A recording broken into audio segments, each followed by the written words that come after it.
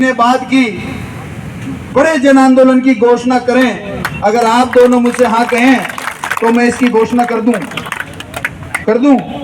भाई टाइम दें 1 महीने का, आपके पास टाइम। आज हमने आपको चेता दिया है। प्रेमी जी, आपकी इजाजत है तो मैं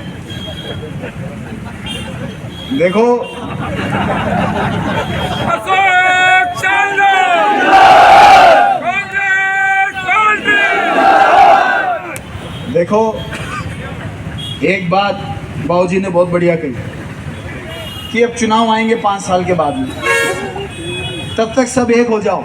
फिर चुनाव के समय में जब जिसकी जैसी व्यवस्था बैठेगी वैसा वो कर लें। सबको पार्टी का काम करना ही है, पार्टी के लिए सब एक हैं। लेकिन आज आप ये समझ लो कि दादागिरी की पराकाष्ठा हो गई है। हम भी मंत्री रहे, बाबूजी भी मंत्री रहे, कांग्रेस की सरकार रही। एक भी भारतीय जनता पार्टी का नेता कार्यकर्ता ये कह दे कि कांग्रेस का मंत्री रहते हुए इसने बीजेपी का होने की वजह से मेरा नुकसान किया, तो आप कहोगे जो मैं कर जाऊंगा।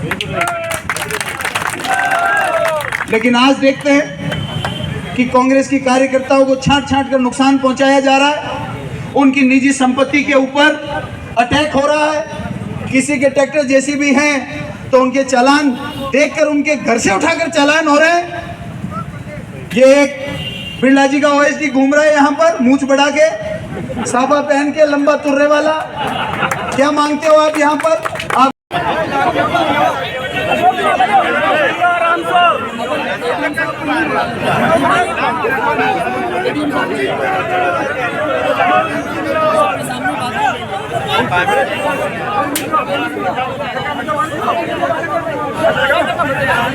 अशोक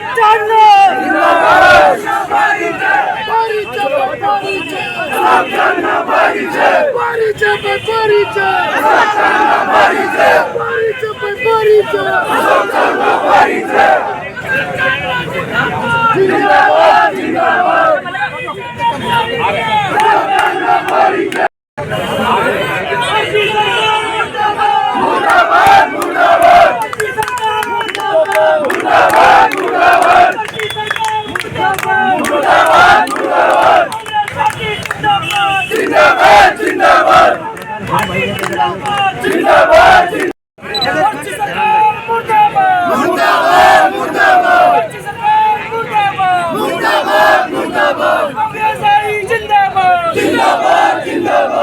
गांधी जिंदाबाद, जिंदाबाद जिंदाबाद, राहुल गांधी जिंदाबाद, जिंदाबाद राहुल गांधी जिंदाबाद, जिंदाबाद जिंदाबाद, सरकार मुर्दाबाद, मुर्दाबाद मुर्दाबाद।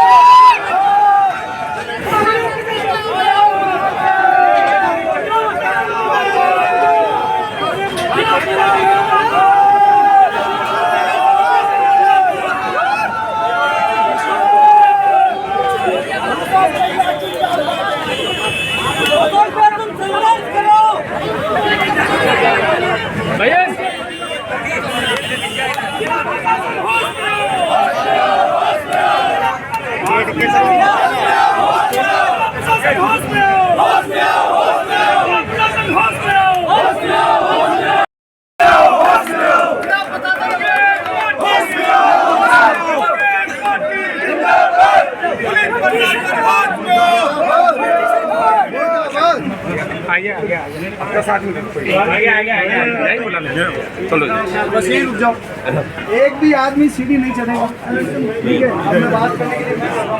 देखिए, कोरोना वैक्सीन के बाद में खून गाढ़ा होने की शिकायत आई, लेकिन बिट्टू पहले व्यक्ति हैं जिनका खून पतला हो गया। उस वजह से वो अनर्गल बयान दे रहे हैं, फल की बातें कर रहे हैं। और भारतीय जनता पार्टी का जो चाल चरित्र चेहरा है, वो जब कांग्रेस में थे तब उन्होंने कभी भी इस प्रकार की बातें नहीं करी, क्योंकि वो चरित्र कांग्रेस पार्टी का नहीं है। बीजेपी में जाते ही बीजेपी की वॉशिंग मशीन में जिसका भी धुलाई होती है उसका चरित्र ऐसा ही हो जाता है, क्योंकि भारतीय जनता पार्टी का चरित्र वही है जैसा बिट्टू का चरित्र है। पहली बात।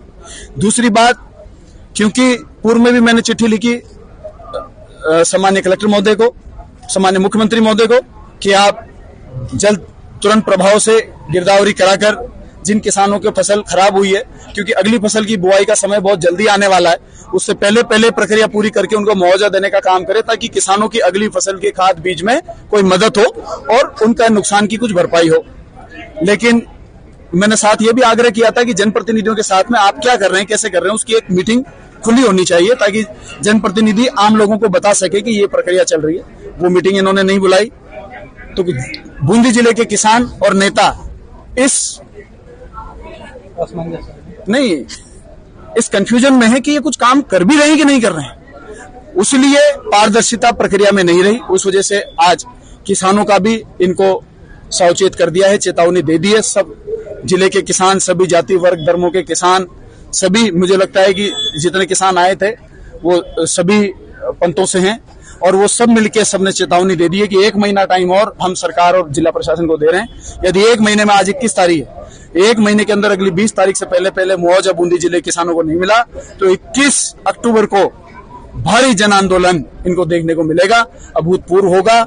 मैं चेताना चाहता हूं कि ऐसी परिस्थिति ना आने दे, 1 महीने में उनको उनका मुआवजा दिलाएं। बहुत बहुत धन्यवाद, नमस्कार। कांग्रेस के नेतृत्व में जो ये आंदोलन हुआ है, इस आंदोलन के दो मुख्य मुद्दे हैं। एक मुद्दा तो राहुल गांधी जी के खिलाफ जो भारतीय जनता पार्टी के शीर्ष नेतृत्व की से जिन लोगों ने अनर्गल आरोप लगा करके और उनका चरित्र हनन करने की और जो आक्रामकता उन्होंने दिखाई है, उसके विरोध में कांग्रेस के कार्यकर्ता एकजुट होकर उनका प्रतिरोध कर रहे हैं और राष्ट्रपति जी के माध्यम से ये जानकारी देना चाहते हैं कि इस प्रकार का वातावरण भारत में न बने। दूसरा, भाई अशोक जी ने जो मुद्दा उठाया है फसल खराबे का, अत्यधिक अतिवृष्टि के कारण बूंदी जिले में लगभग 95% फसल खराब हो चुकी है।